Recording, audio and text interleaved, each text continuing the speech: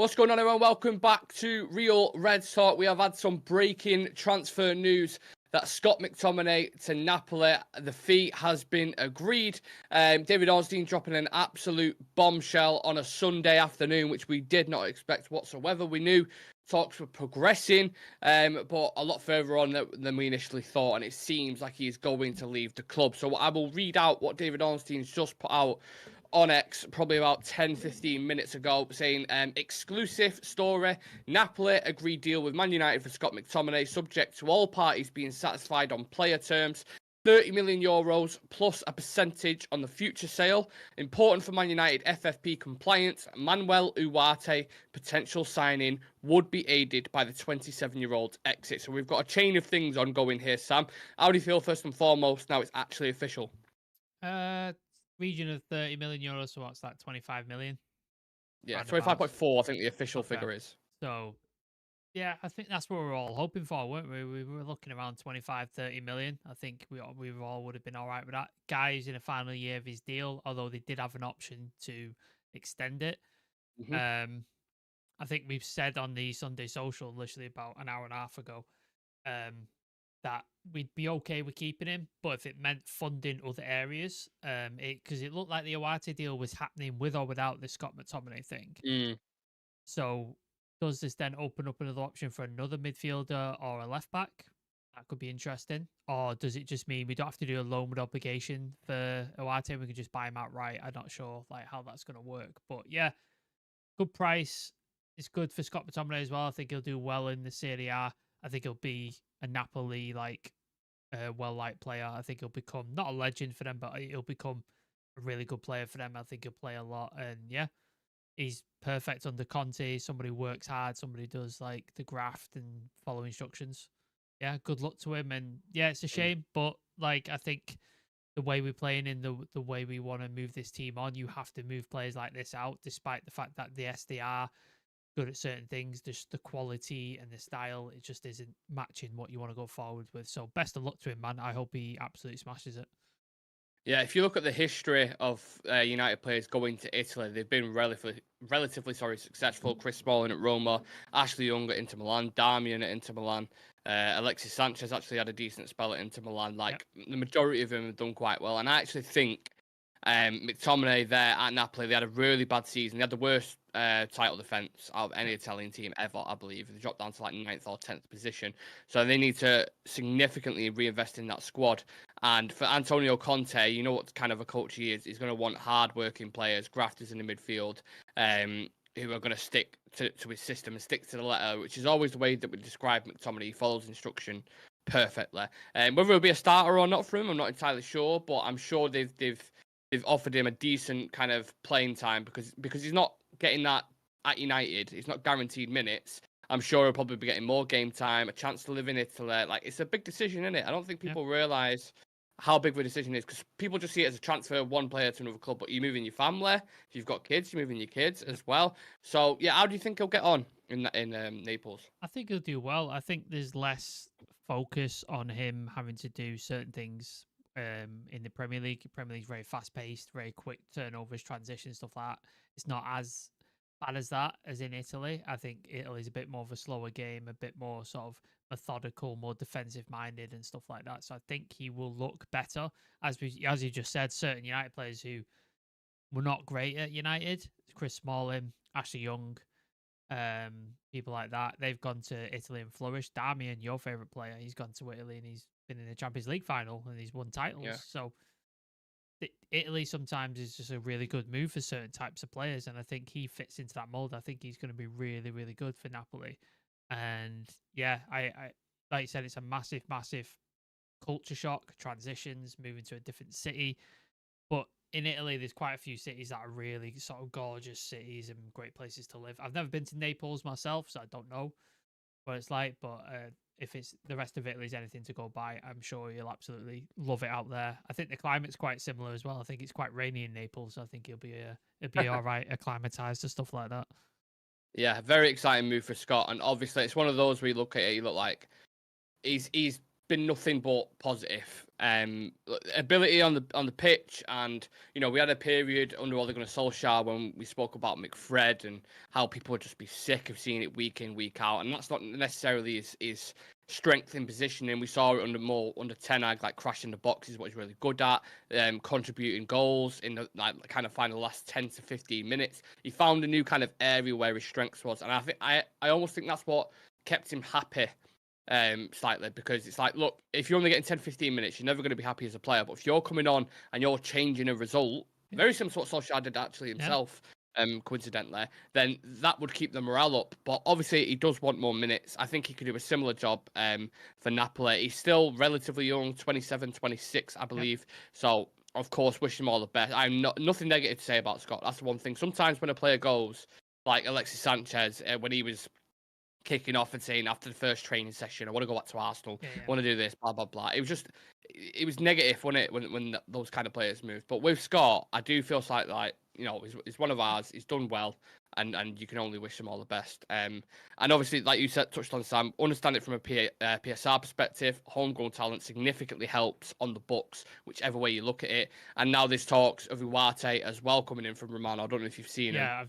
I've literally just seen it now. You want to read it out? Yeah. Oh fuck, I've just lost it. Back to.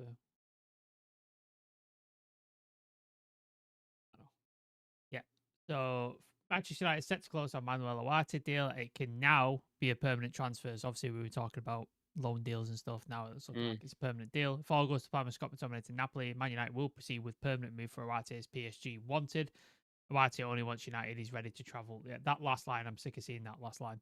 He wants United and he's ready. Like, fuck off. His suitcase. He's got his suitcase ready. Enough bullshit. But yeah, it seems like that's the plan. It seems like the delay with Ugarte was trying to find out a way to do the deal without if players weren't sold ultimately. But now we have done the Scott McTominay deal. They can hopefully click that deal into gear and get that done as soon as possible. Hopefully before the Liverpool game would be nice. Like if we can get him in before the Liverpool game, get some training. That'd be great. Like I'd love to see that. But yeah, it'd be interesting to see what happens now in the final sort of week of the window. Like Ugarte comes in, Scott McTominay goes out. Is there another one possibly coming in? A midfielder, left back, something? I think like it that? has to be two midfielders. Nothing like it has to be two midfielders because look, you're losing Scott. I think that area Ten Hag wants two in each position anyway. So you need Ugarte and Casemiro regardless. If Scott wouldn't have gone this window and we wouldn't have signed Ugarte, I would have. Yeah, exactly. You still need someone. So you need someone else there. Like who that is, no idea. Because quite a few have got off the market now. We was linked with Sanderturd, he's gone. We was linked with Yusuf Fofana, he's gone Milan now. So I don't know. Maybe they'll do a shock one, last one in the window. Rabiot potentially. I'm not sure. Yeah, Ineos are saying they don't rate Amrabat, so that looks like it's not dead in the water.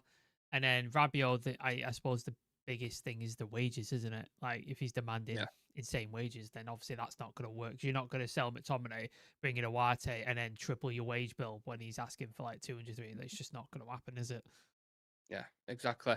Just going back to Scott quickly, just some stats on him here. 225 appearances for United, 29 goals, 8 assists, Carabao Cup and an FA Cup as well. And obviously has worked under the likes of Jose Mourinho, Ole Gunnar Solskjaer, Ralph Rangnick and Erik Ten Hag, and has been chosen by them consistently every single season, week in, week out. So he's been a good player for us. I won't go more than that or any less than that. I think last season, Sam, was his main highlight, wasn't it? Yeah, the 10 goals, obviously, which saved us in God knows how many games. The Brentford game comes to mind. So I think, him, the important goals, scoring 10 goals. I think people were offering 30 million, 25 million last summer, weren't they? Like West Ham, was it, I think? They were in for him. So ultimately, to get 25 again, I think is pretty good. Obviously, I would have preferred a little more, but sometimes you can't argue with it. Sometimes you've got to take certain deals. But yeah, that is he's had a decent little career at United. He's won some trophies, been an important part of some moments. He's been liked by every single manager that's come in. Every manager spoke so highly of him. I'm sure the players as well. Like if you ask certain players once he leaves, and I'm sure they will get asked like, what are your thoughts on Scott McTominay? They'll say the same. I don't think he's got too many haters in terms of like critics and stuff like that. I think, yeah, just the system, the way we play, the style, all that sort of stuff. I just don't think he fits in anymore. Doesn't mean he's not a good player. Doesn't mean he can't have a long, fulfilling career and win stuff somewhere else. I just think at United, his time was numbered. But yeah, I think he's been part of United for some great moments. And I'm sure if he ever comes back after an opponent or after he retires, he'll be welcomed with open arms and people will chant his name. And yeah, once a red, always a red, isn't it? That's the kind of the feeling with him. Absolutely. We've got loads of you in the chat. Let us know how you feel about this one. I'll get into your comments very, very shortly. I'm just looking at outgoings now, Sam, in terms of sales that we've made. Greenwood, 30. McTominay, 25. Wan-Bissaka, 15. Yeah. So that's 70 million. Kambwala, 10. That's 80. Palestri, 8. 88. Van der Beek is going to go up to 5. That's 93. And then you remove Varane's and Martial wages. Yep. Plus probably a couple of youngsters that we haven't kind of touched on. Palestri is gone. I mentioned Palestri then for 8 mil. So he's a part. So in total, around 100 million probably that we've sold, and we've actually managed to sell players because under previous regime we struggled, didn't we? They'd still be here. Like if his previous regime, Palistri would still be here. Varane would have signed a new contract and more wages. Martial would have been re-signed. Like just it would have been same old shit. But yeah, I know a lot of people are annoyed. Oh, we should demand him more for our players. We should demand him more. I think it's got to the point where we had so many players who were just not suited for this team anymore and like needed to be moved on. When you're trying to hold out for high prices and you need to move people on to get people in, sometimes you have to take a hit. And unfortunately, like that's been like Palistri. But we've put in measures. So like with Palistri, we've got a 40% sell-on clause, I believe. So if he does go for big money somewhere else, we get 40% of that. Greenwood's obviously got a significant sell-on fee and all that sort of stuff. So we've put clauses in for people like that where we're going to get money for it in the future if it does go well. So I think we've learned our lessons from selling people cheap or letting go for free and getting nothing out of it. Yes, we might have let Palistri go for cheaper than we wanted. Might have let Donny go for cheaper than we wanted, but there's certain clauses in there where you're like, if it does go well, we get some money back from it, and which is only positive. Yeah, absolutely. And then we go on to actual sales. So we touched on outgoings there, which probably could equal up to 100 million. If we sell Jadon Sancho on top of that, that could be 130, 140, not to even talk about his wages. Wages as well, which is astronomical. And then the signings we brought in, Euro 50, De Ligt 40, Xerxes 40, Mazraoui 15, that's 145. Yeah. So almost your net spend there is nothing, like close to it. You know, there'd be a 20 million gap or something like that, but we haven't, on the books wise, PSR, it's actually quite clean and quite good. So they've done a good job there. Then you add Manuel Ugarte onto that, who seems like it's imminent now and he's going to be the next player for the Doors. Could be announced whilst we're live, who knows at this point.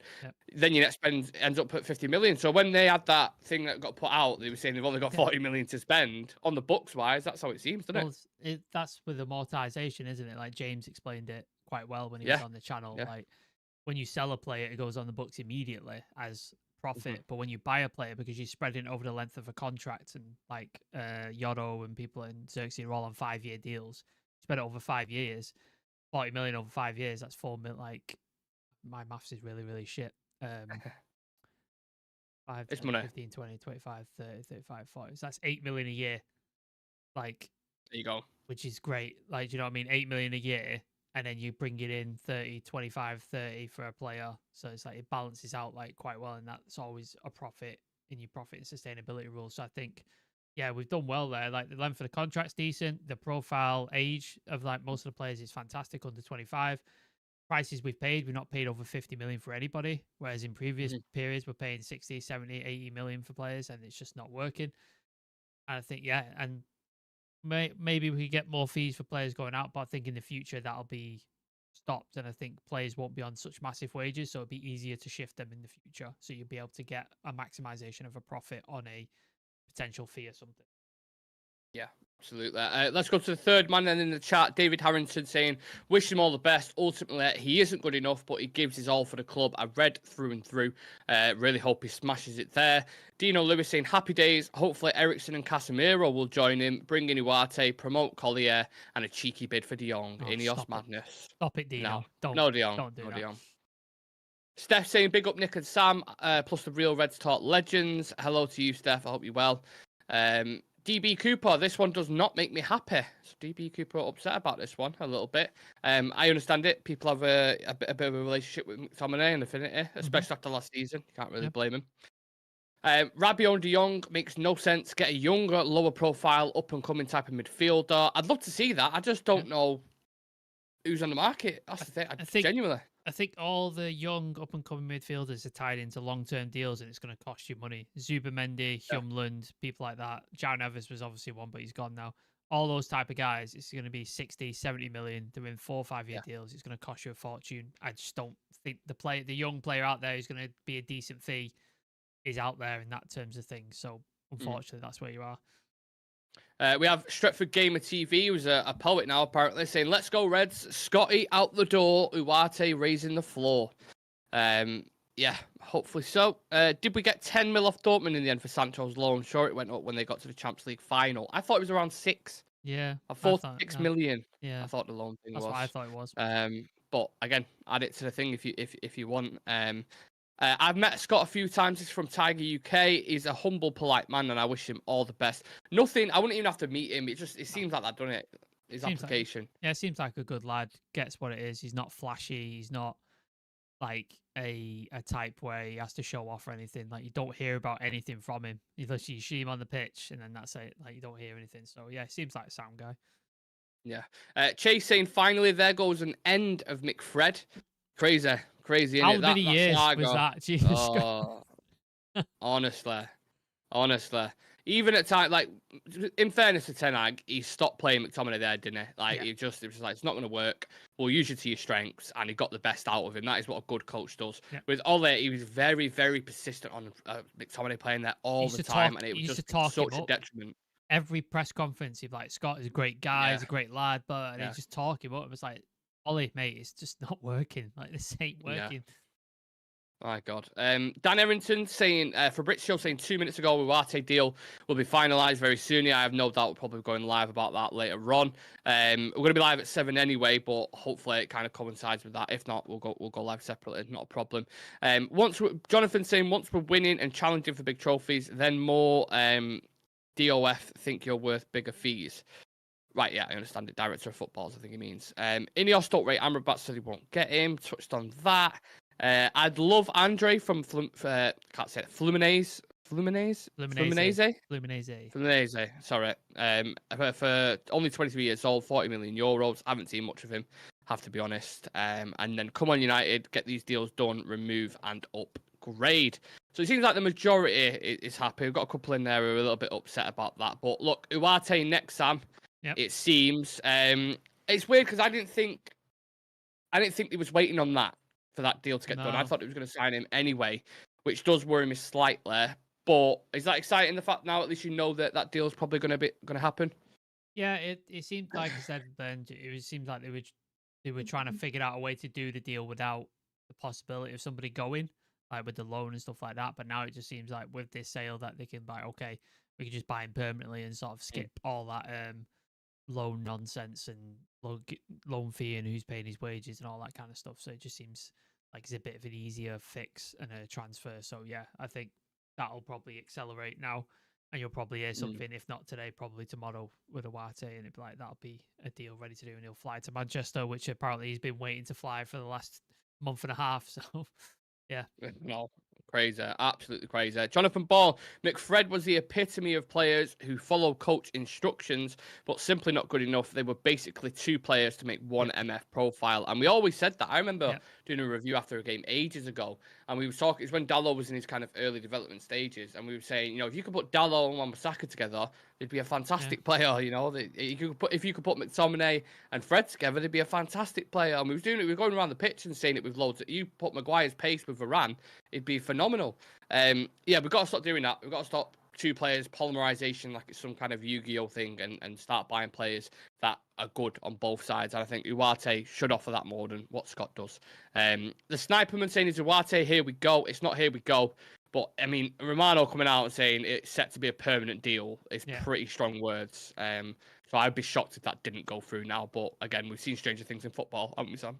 Yeah, well, you saw with the Chelsea Conor Gallagher thing, that was all over the place, wasn't it? And then eventually it did get done, but he flew to Madrid, came back. He was training with Chelsea, and he flew back to Madrid. Like, it was all over the place. So, yeah, things kind of happen.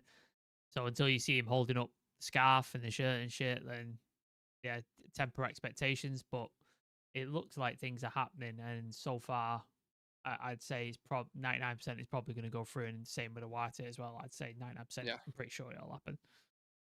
Yeah, look, if you are just joining, McTominay to Napoli has been agreed. It looks like he's moving on, which then sanctions the transfer for Ugarte. So, yeah, do keep getting your opinions in, whether you're watching this live or watching this later on. We've got Vince in the chat saying heartbreaking news about Scott leaving the club. I get it. Look, there's probably going to be a message coming out on social media. I'm sure he'll do a nice video and stuff about his time, because he's been here for ages. I mean, as academy graduate, you're here from like the time, sometimes you're like, in Rashford's case, 12 years old, was he? I think when he came to the club. So that's been his whole life. He's not known anything different. The training ground, Carrington, at United, 4 or 5 different managers. So he's had a journey here. He's almost had like a full career here, basically. But yeah, it'd be nice to see him in a Napoli shirt, I think, and just, you know, doing well and, you know, maybe getting back into the Champions League. He knows the Premier League very well. He's obviously worked with Billy Gilmour before, I think, at Chelsea, and obviously played against Scott Mctominay when he was managing there, so he knows about all the qualities. And obviously, if they're working on a certain budget, to bring Billy Gilmour in and Scott McTominay for a total of, I think, around 40 million, it's pretty good business, to be fair, and should buff up that midfield. So yeah, again, let us know your thoughts and feelings. We'll probably be live before you even know it. Like the way business is going at the minute, we could have a Ugarte, here we go, in the next couple of hours, and then a 7 o'clock show as well. So, as always, turn on the notification bell, and like Jonathan says in the chat, let's smash those likes, subscribe buttons, please, people. If you're new, we're on 6,614 subs, on the road to 10,000, and we're going strong, and that's because of you guys. So, thank you very much. Scott McTominay to Napoli, here we go. We've got Stretford Gamer, with a super chat. Don't want to miss that before I go. Might Andre hinder Collier's growth, guys? Sam, you want to take that one? I don't think we'd see somebody like Andre come in, to be honest with you. Like, I've not seen any links with him at all from anybody credible. Like, I've seen things shut around, but maybe they're working on a deal that I don't know about. Maybe there is something there. But I think Collier is going to be fed in slowly. I think he's not going to get that many minutes anyway, so I don't think it'd be a hindrance to him. So I think, yeah, if we do bring in 2 midfielders, then I think Collier's still going to get minutes regardless, because we've got a Europa League campaign, which is more games. We've got FA Cup, League Cup, so he will get minutes. I think he'll be all right. Yeah. By the way, what currency is ZAR? Never heard of that idea. before. Zimbabwe. Stretford Gamer, let us know. Is it Zimbabwe? I have no idea. I've never heard of that currency before. 5 goals already in the Chelsea game. My God, what's going on there? South African rand is what it is. Ah, okay. Chelsea 3-0. Cole Palmer, goal and assist. 3-2, sorry. 3-0. Yeah, it's all going off in the Premier League, isn't it, at the moment? All going off with United. Loving 8 Nuri at Wolves, left back target for next summer, potentially. I've heard Uppertiers mention him before. Ugarte, and I'm about to finish it off. And then, yeah, Stretford Gamer, South African, Bro, that just reminds me of Will Ospreay, in which case, again, later on, 3 hours. Not football related, ignore me. Yeah, thank you very much, everyone, for tuning in. Appreciate the super chats, appreciate the support and the comments, as always. Smash like the video, subscribe to the channel, and we'll see you later on in a bit.